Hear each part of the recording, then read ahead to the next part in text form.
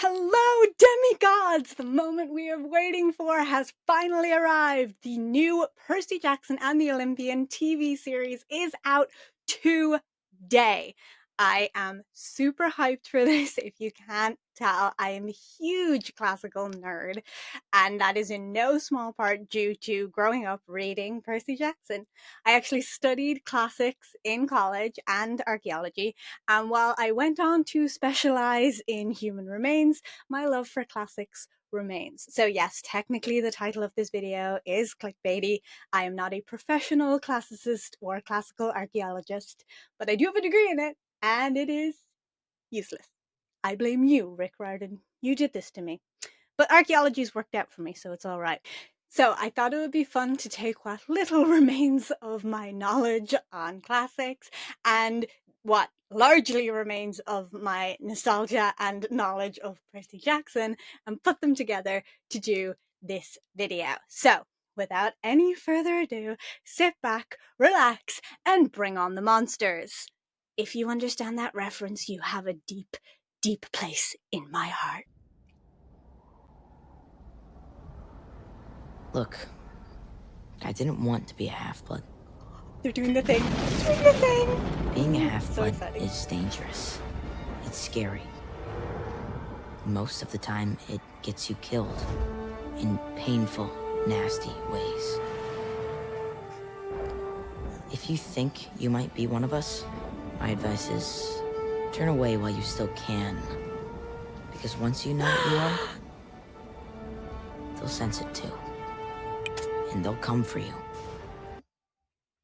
I just reread the first couple pages to try and revamp things in my head, so this is super fresh in my mind, and I'm so happy that they did this kind of intro thing, especially because if you haven't read the books, it is kind of important to be like, yo, this is a really cool adventure, but also this is not a great thing for you to be. Being a demigod kind of sucks, which is true in Greek mythology as well. Most demigods don't end up, or most Greek heroes don't end up with happy endings.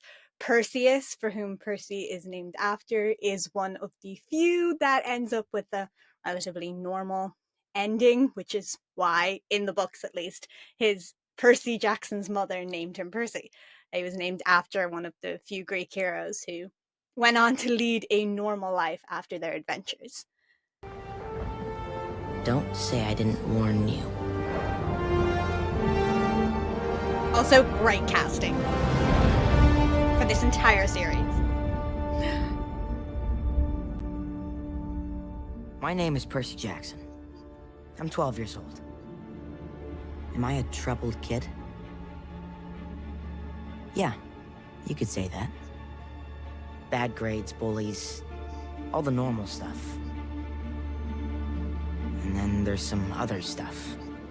I met Grover. We had a lot in common.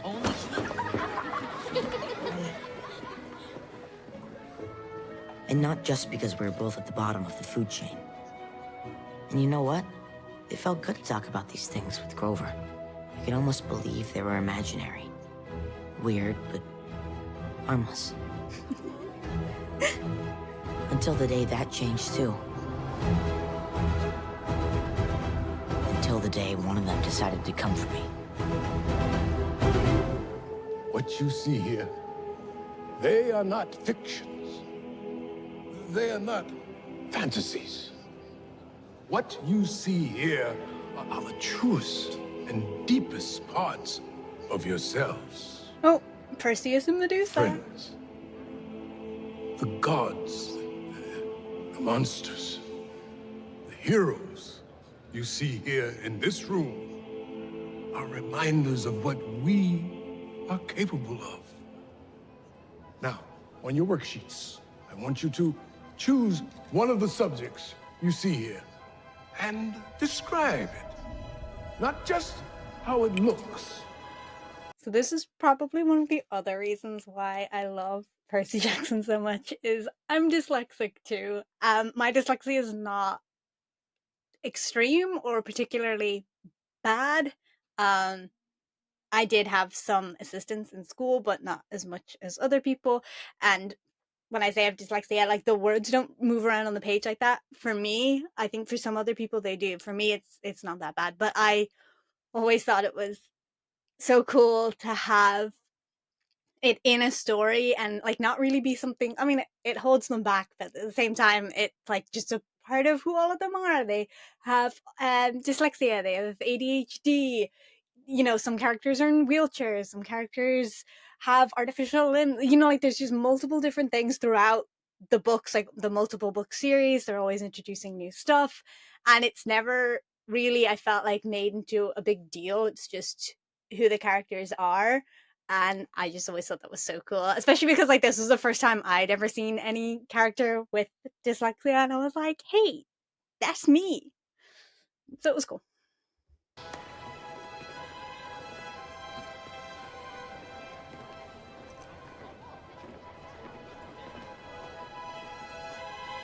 So in Greek mythology, the hero Perseus decapitates the villain or the monster, I guess, Medusa, which is what this statue is sort of depicting, is Perseus holding up the decapitated head of Medusa, who is a gorgon that can turn people into stone.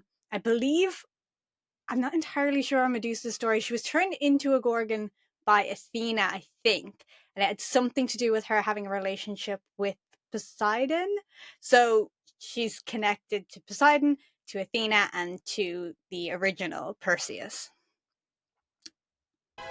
What do you see? Perseus. That's me. That's who you're named after. Is that why I named me after him? Because he was a hero? What makes you think he was a hero? Because he kills monsters. What makes you think that she was a monster? Mom. Not everyone who looks like a hero is a hero. And not everyone who looks like a monster is a monster. Okay, I appreciate this. I was gonna say Medusa's story is very complicated, and from a hero's point of view, she's a monster. From her point of view, she's not a monster. From a modern point of view, I don't think she'd be considered a monster either. So I'm not too clear on her story. I will leave links to the different mythical characters or individuals that are being discussed in the description below. So if you want to read up more on her story there, you can. But yeah, so I think she was a victim of her own story and then got turned into this monstrous creature. And she had no control over her ability to turn people into stone. You look at her, you turn to stone. So she got turned into this monster because of her ability she never asked for. And that was a curse put upon her. So it is one of those things of like, she's not, is it the action that makes you a monster or the intent behind the action that makes you a monster? But yeah, really interesting, and I'm glad they included that as well. I named you after him because when he was a very little boy, he and his mother were placed in a wooden chest and cast out into the sea by a very angry king. Alone, afraid, and at night, his mother would whisper in his ear, "Hold fast, Perseus. Brave the storm that was made to break us, for we are unbreakable as long as we have each other." So yes, in the myth of Perseus, his grandfather was a king, his mother was a princess, his father was Zeus, I believe. There was a prophecy that the son of this princess would grow up to kill his grandfather, the king. So the king locked his daughter away. Zeus managed to get to her anyway. She ended up pregnant with Perseus, so her father locked them in a chest and threw them out to sea because he wanted them both dead, but I guess he didn't really want to be responsible for killing them. And so he threw them out to sea, hoped that the sea would kill them, but then they were saved by a fisherman who, I believe Perseus's mother went on to marry, and he became his stepfather. And then there's a bunch of other stuff. Perseus has to go on quests. He kills Medusa, does other things. And then at a certain point, he finds out about his grandfather and decides to go after him in like revenge, but the grandfather manages to get away, and then Perseus like moves on with his life. He enters a disc throwing competition at some point, and while in the disc throwing competition, he throws the disc. It ends up in the crowd and ends up killing someone accidentally. That someone that is accidentally killed by Perseus is his grandfather. There was no intent behind it. The grandfather like wasn't doing anything. Perseus didn't mean to kill him in that moment, but he ended up killing him anyway, and the fate and the prophecy were fulfilled. So it's kind of an interesting story of even when you try and avoid your fate, it comes about anyway. And even when he manages to like it seems as though he managed to escape his fate by escaping Perseus the first time, fate still found a way to have Perseus kill him, and it's a complete accident in the end. So it's one of those, fate is very interesting. Fate and prophecy are very interesting in Greek mythology because it always seems as though you can't really escape it. Fate always finds a way to get what it wants. Fate and prophecy are very interesting, and the Perseus story, I think, is a really good example of fate always finding a way. Against all odds, he managed to find his way to a happy ending.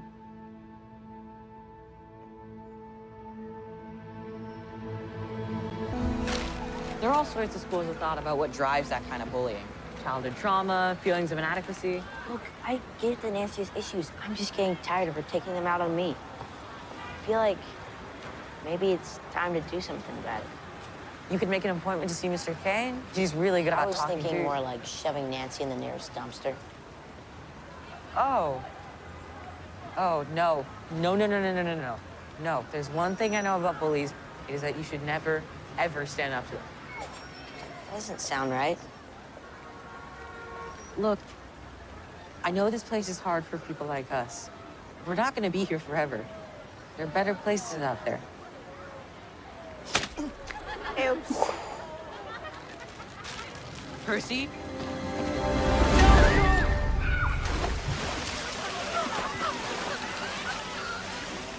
Percy pushed me! There you are. We're not fools, Percy Jackson. Mrs. Dodds? You okay? It was only a matter of time before we found you. Dude, that is epic.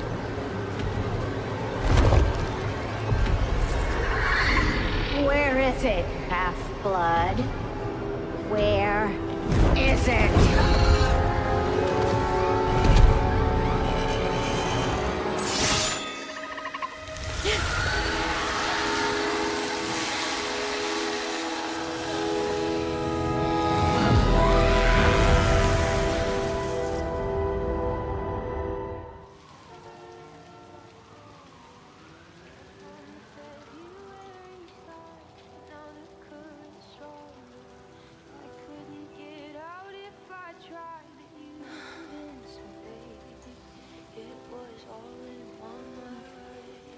Mom.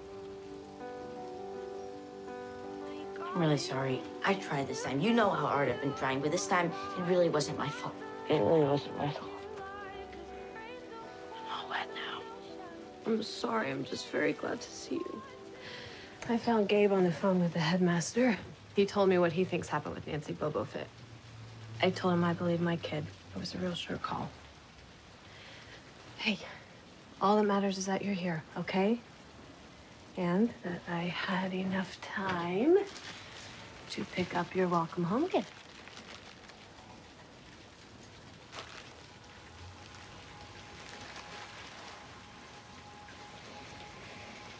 Mr. Bruner called me too. He told me about Grover.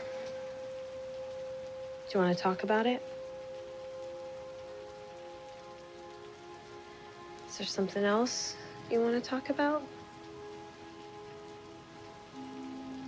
Something happened to me. Something has been happening to me. More than just my mind wandering, and it got worse, and I'm scared. Babe? Mom, I don't know how anyone expects me to get any work done. Percy and I are leaving for Montauk. I'll have the car back by Sunday morning. Whoa. Since when are you going to Montauk? I called to reserve the place as soon as I got off the phone with Yancey. Who's Yancey? The school? Okay. And why exactly am I okay with this? Because on my way home on Sunday, I'm gonna stop at D'Angelo's and pick up sandwiches in time for tip-off. But if you make this miserable, I'm gonna go anyway, and then I'm gonna eat my sandwich and yours while I listen to the game on the radio. You know I hate watching the Knicks alone. So do I! But make sure they put the hot peppers on my sandwich, Not please. if you're gonna ask like that. I said please.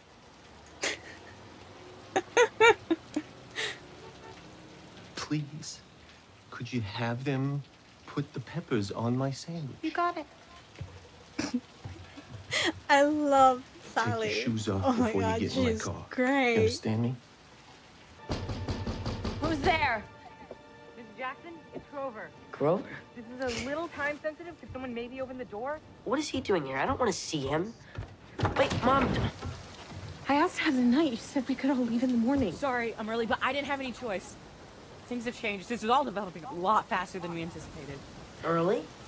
You should have asked me before you... Whatever it is you're going to say, I don't want to hear it. Grover? Percy? Okay, so something's coming. Grover. And I know, that sounds really bad. Grover. But the important thing is not to panic. I'm not panicking. Grover? Right? I'm also definitely not panicking. I feel very good about how we're doing so far. Grover! What? Grover, why is there half a goat in your pants? Oh, it's... Oh. Oh, boy, she didn't tell you about... You didn't tell him about me? You're early. So the important thing is not to panic. My job has been to guide you to this moment. It's always an emotional roller coaster for a young demigod, so providing a support system is really... Who are you? I'm Grover. I'm your best friend, and... What are you? I'm a satyr. And I'm your protector. You're my protector? What else haven't you told me?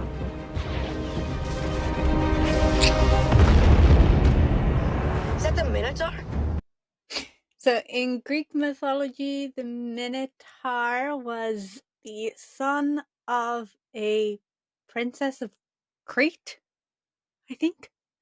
And he was trapped in a labyrinth beneath the palace, and young heroes were sent out to try and kill the Minotaur and defeat the labyrinth. And I think all of them died. And then he was eventually defeated by the hero, Theseus, I want to say.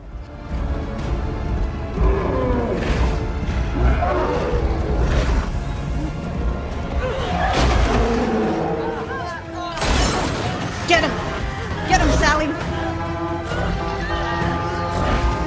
Most badass character of the franchise so far, Sally Jackson.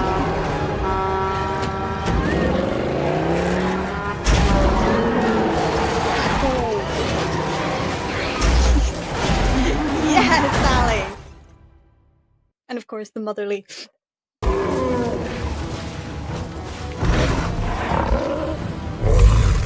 Oh, dude, it's so cool. Go! Now!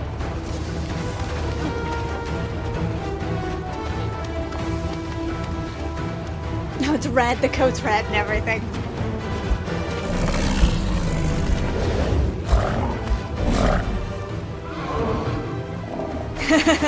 Yes! Seriously, Sally Jackson for the win.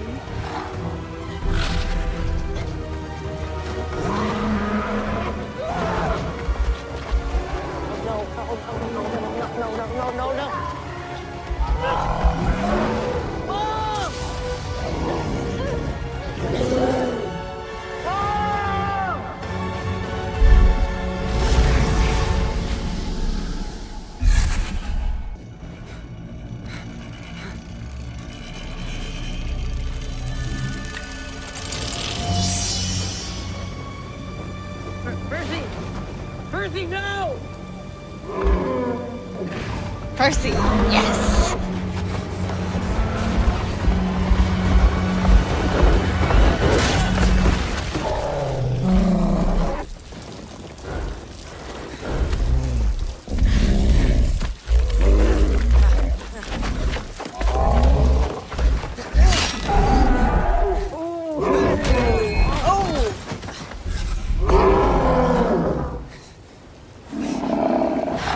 I love how he's like still clumsy. Like it's not as if he's automatically like, yeah, I know how to be a fighter. Definitely way more realistic. Oh no.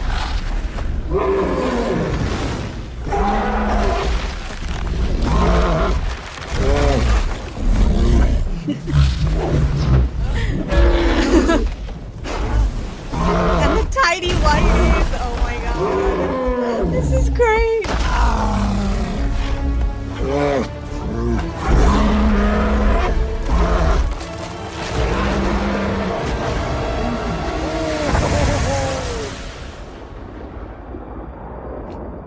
Iconic scene also.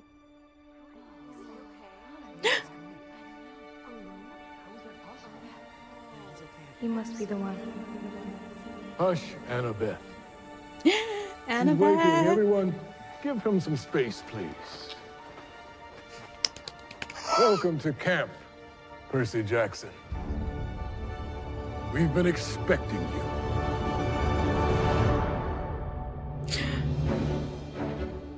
Oh my god, wow, look at that. That graphic is so cool. Oh. The Furies, I'm guessing.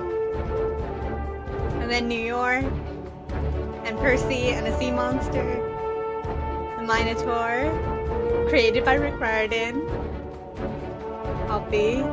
What's that? Chimera, possibly?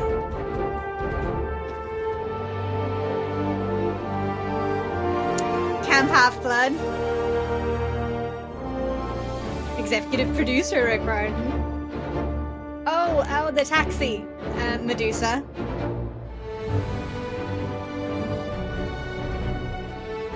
Oh, this is... Oh! Cerberus! My good boy. Hermes shoes. Hades! Oh, I love Hades. God. These credits are so cool. Ares and Athena. Apollo. Oh, this is so cool. Oh, is that the Lotus Hotel as well? The casino. Hephaestus.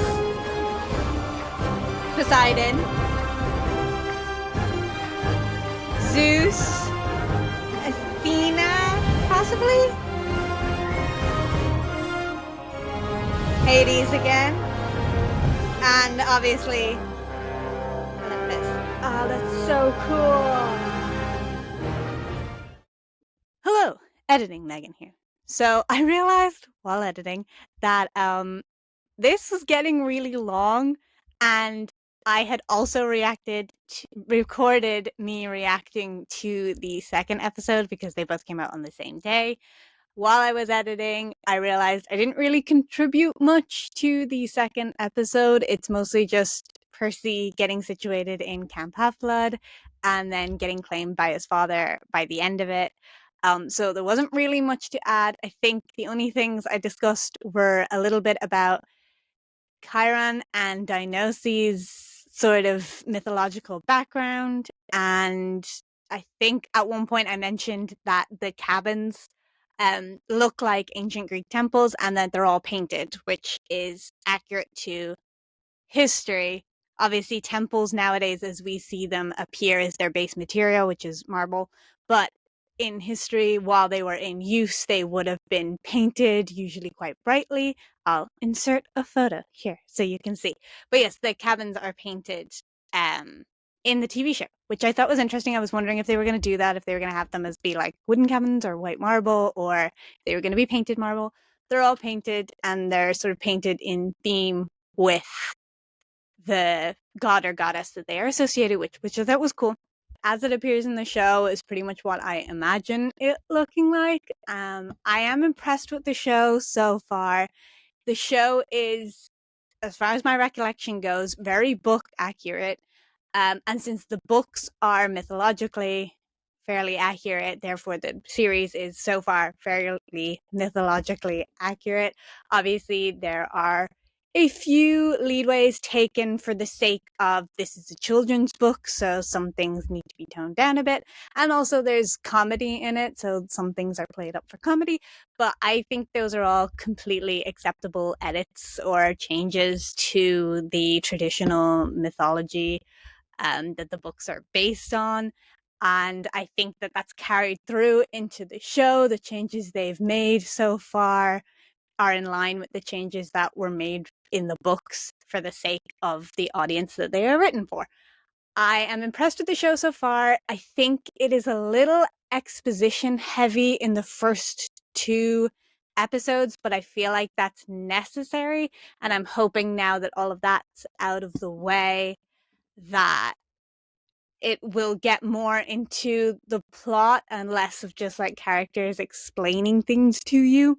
So far, I think all the characters are pretty accurate to the books. Annabeth's the only one that I feel like feels a little off to me, and I could again be basing that off of Annabeth as she is in the later books and be completely forgetting how Annabeth was in the first couple of books. But personality wise, she seems a little off to me. But I think the actress is good, and I think that she does embody Annabeth. I think there's maybe just a couple of lines of dialogue that seem a little off to Annabeth, but she's only been in 1 episode so far. So I'll see. And again, I could be basing that off of an older version of Annabeth. So there's that. But yes, I am impressed with the series so far. I'm definitely going to keep watching it. I'm looking forward to seeing Hades and Cerberus. I do love the underworld. Nico is my favorite Percy Jackson character, but I feel I'm going to have to wait a few years for him to show up. So I'll do with Hades and Cerberus for now. But I am looking forward to future episodes. And I feel like now that explaining the world is out of the way, that exposition problem won't be showing up in future episodes, and that we'll be getting more into the plot, and that will solve the minute issues that I've had with it so far. But yes, I've thoroughly enjoyed it. I would highly recommend it, even if you haven't read the books, because I know the books are difficult. I've recommended them to friends, and they've told me that they couldn't read them because they're reading them now as an adult. And frankly, I don't think I could go back and read them. Possibly I could because I have nostalgia for them, obviously, but as a 25-year-old, they are difficult to read. They were initially written for like I think 9 to 12-year-olds. So yeah, they can be difficult to read, but I'm hoping that this series is easier for people to get into. I don't think it's particularly kiddie. Like obviously it's appropriate for children who would be reading the books, but anyone can watch the show. I feel like it's I saw in an interview that they were saying it's not set in a particular time period. It's not set like the time the books were written. It's not set now. It's supposed to be sort of timeless, and I feel like so far it's giving the timeless vibe, but it's also giving an ageless vibe. Like it's not particularly set for young children. It could be set for kids who are reading the books now. It could be set for adults who read the books when we were kids. So yeah, I'm going to continue watching this series. I like it so far, and I'm happy to have another mythology show to watch. So yeah, I hope you guys liked this video. I cannot guarantee when the next video will be, but there might be one at some point. Okay, bye.